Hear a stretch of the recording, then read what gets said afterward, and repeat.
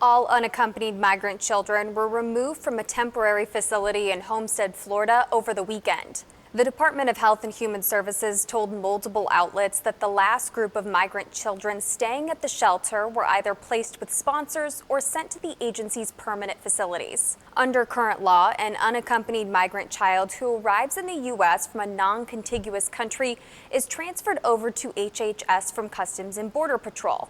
The child then stays in the department's custody until officials can find a relative or sponsor in the U.S. to unite them with.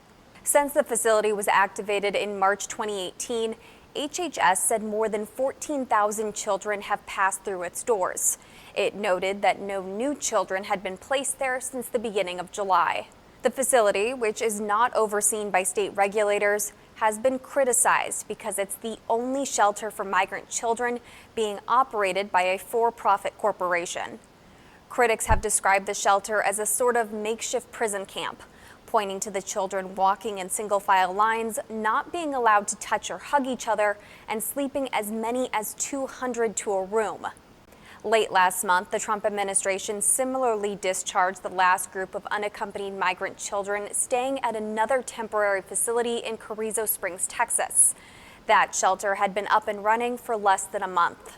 The discharge of the remaining kids being housed at both shelters comes as fewer numbers of migrants are attempting to cross the U.S.-Mexico border during the summer months. Officials still plan to keep the Homestead facility open for the time being, though it'll be reducing the number of beds from 2,700 to 1,200.